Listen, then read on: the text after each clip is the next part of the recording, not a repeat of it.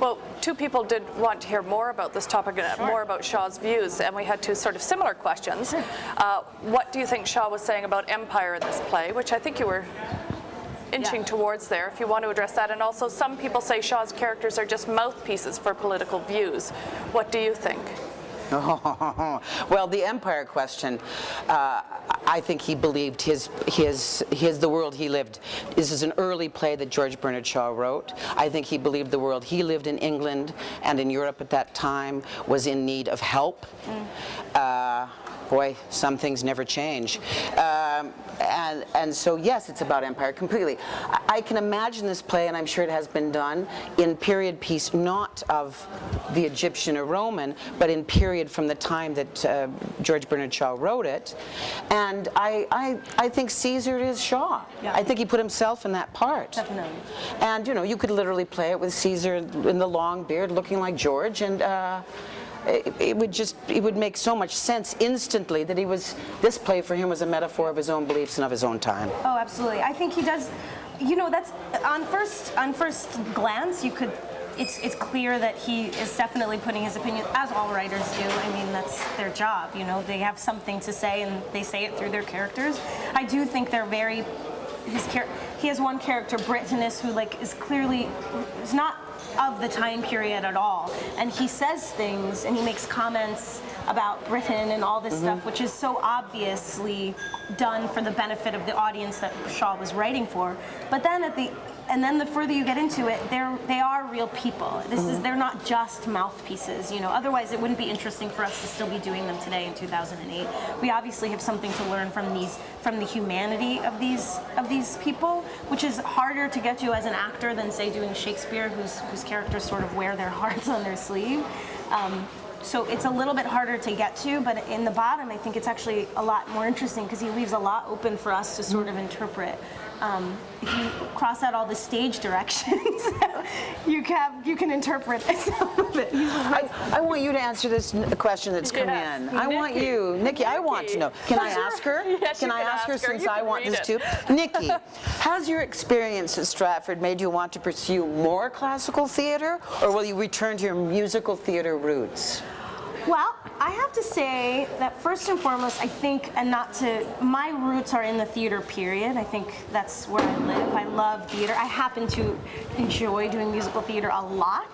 I also love doing classical theater, so I think I would do any opportunity that sounds interesting and challenging, whether it be in the classical foray or musicals. But, you know, my goal is to do as much theater for the rest of my life as possible. So maybe you won't play 16-year-olds forever, though. Hopefully not. Or 14-year-olds. But that's the beauty about Cleopatra, because we actually see her evolve. Oh, definitely. She starts very young, very kittenish, but not at the end of the play. No, she's a woman. Well, in fact, that's one of the questions that's here. What's Cleopatra's journey in the play? Does she indeed become a queen? Yeah, by the end of the show, by the end of the play, she has made the decision on how she wants to rule Egypt, and she goes on to rule Egypt for a decade and a half, pretty successfully. I think she does become a queen. I don't necessarily think in Shaw's play she becomes necessarily benevolent yet. No. But no, she does. She grows up into a woman. For better or for worse, she's a flawed human being, which is beautiful too. I like that she has this sort of bad side to her, this two-faced element of her. But yeah, she grows up to be a pretty strong queen. Does she become the queen Caesar would have wanted her to be? Absolutely not. Which I think is why he leaves at the end. I think they get to a point where he realizes she has learned, or he has imparted as much as she's willing to accept. And there's one big event, which I won't ruin if you haven't seen it, that sort of really is the turning point in the relationship between Caesar and Cleopatra. And it's the point of no return. I think once this one event happens, their relationship would be forever changed. And I'm part of that. Yeah, you are. You play a big part in it. And I'm not going to tell you what it is either. Either read it or come and see it. That's right. We have one question here for you, Diane. Oh. Did you see Judi Dench's Cleopatra at the National in London? It's a yes or no question. What an absolutely bizarre question. No, I did not, but she must have been extraordinary. I would think that she would have, well, I mean, Judi Dench. I love anything she does. So, Yeah. no, I didn't. There we go. End of question. End of question. And another really pressing issue here from the crowd, which goes back to something we talked about earlier. And it starts with there are rumors, and to be in a show that has rumors surrounding it. There are rumors about nudity in the show. Is it true? Oh, I mean, I guess that all depends on your Yes. definition of nudity, right? There is some skin. Yes, there is some skin, I Yes, think. but it's being very tastefully done. And again, it speaks to the fact that Rome is the civilized new world that we're entering. And Egyptian is still not so civilized, and I guess that means you might take off a piece of clothing or two So in public. people will come not for the nudity, but for the political discussion. Sure, yeah. Well, there really is so little, and it's so very quick. tasteful.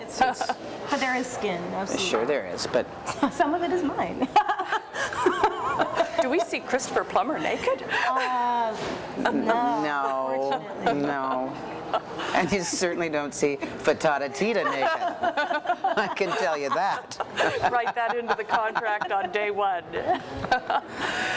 And so I think we have time for maybe another question. These all seem very huge and sweeping, so I wonder if instead of that we should just wrap things up. Any last comments from either of you ladies?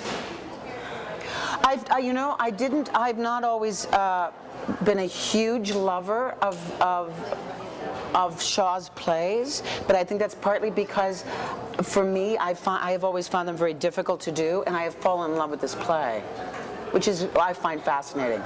Have you done Shaw before? I have, but never this play. Yeah. But this is I hadn't realized how funny it was. Yeah, it's so... I had not. The humor is extraordinary, and it will go from literally belly laughs to these turns. It's great. Where it's quite powerful and drops into total reality. And it's deep truths, profound truths. Yeah, and it moves at the speed of light. That's the thing that's really cool about doing Shaw. I mean, it's a lot of words. It's really verbose, and that it moves really fast, and you really have to use your heart and your brain in equal measure to sort of do this kind of material. But I think, the thing that's most exciting about doing the show for me is working with people like Diane and especially Christopher, who, these are people that you can learn so much from being in the rehearsal room with them, and then I'm sure as audience members, he's a getting charmer. to experience this sort of performance, is really spectacular. So it's got Christopher Plummer, Yeah, that's right. Nikki James and Diane D'Aquila. It's got nudity, it's got humor and comedy, That's right. and it's a sweeping historic story. Absolutely. Pete Donaldson, Peter Peter Donaldson. Donaldson. Stephen Sutcliffe. Some really talented. An amazing That are playing big cast. parts. And it's directed by Des McAnuff, and it's here on the beautiful festival stage. Amazing props, amazing costumes. So it goes into previews on August the 7th, and it opens August the 17th. Everybody is going to be here for the opening. You cannot get a hotel room for that night, I swear. I think we're going to be ready for our previews.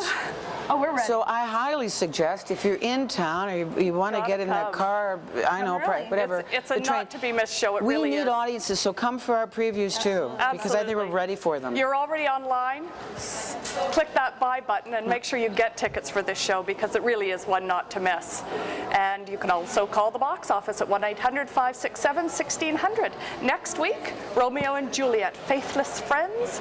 We talk to Farah Lawrence and Juliet's nurse. Join us then. The nurse from heaven. Right. Thanks very much. Bye-bye.